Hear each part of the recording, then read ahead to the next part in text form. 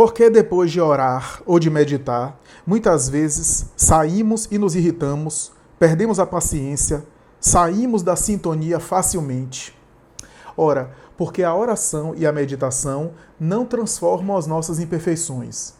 O objetivo da oração e da meditação não é simplesmente arrancar ao passe de mágica as imperfeições que carregamos. Ao orar, eu saio tão imperfeito quanto, com as minhas virtudes e as minhas imperfeições. Então, quando eu oro e saio e alguém me irrita, eu ainda sinto irritação porque eu tenho uma imperfeição. A oração, portanto, não tem o propósito de mudar as minhas imperfeições.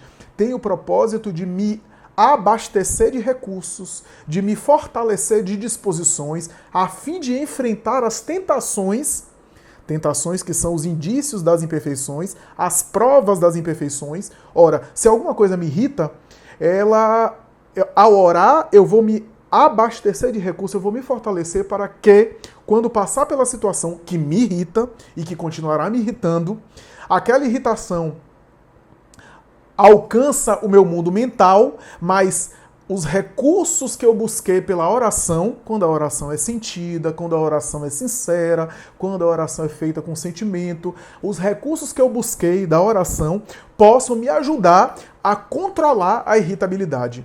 Mas a tentação, quando eu falo tentação aqui, eu não estou falando de tentação no sentido sexual, no sentido convencional que se dá, não.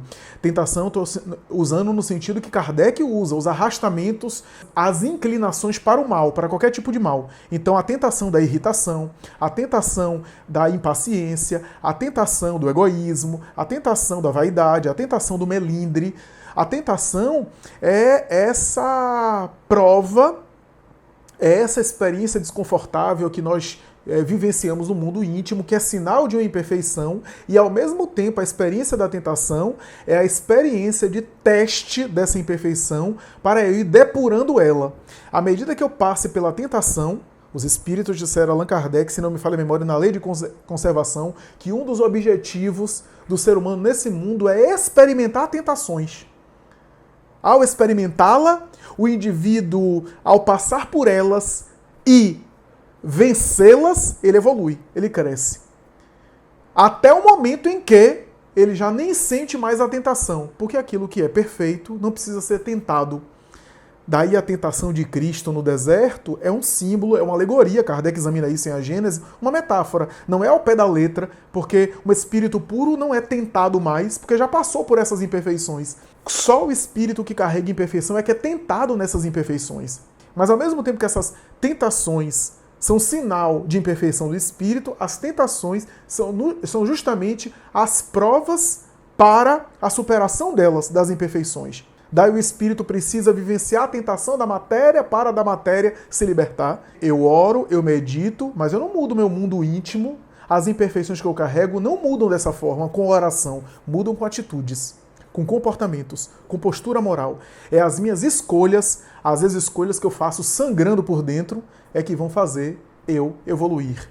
É que vão me fazer crescer, é que vão me fazer progredir.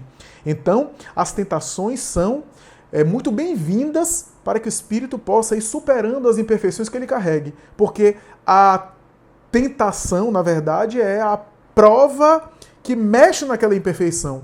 Eu posso passar uma vida inteira com uma imperfeição que eu carrego e eu nem me dou conta que eu carrego porque eu não fui testado nela. Então, para que eu supere as imperfeições, eu preciso ter essas imperfeições testadas. A tentação não é uma coisa ruim. Daí eu oro, eu medito, isso tudo para me reabastecer de recursos, para me reabastecer de estímulos, para eu ficar numa faixa positiva, numa faixa de sintonia, a ponto de eu ter mais defesas espirituais e recursos para poder, quando passar pela tentação e senti-la, poder fazer a escolha certa.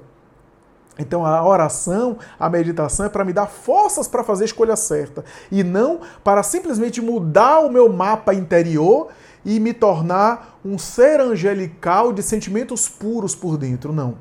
A oração limpa psiquicamente o psiquismo para que as minhas decisões sejam mais corretas e mais claras, mas não limpam a toque de mágica as imperfeições que o espírito carrega.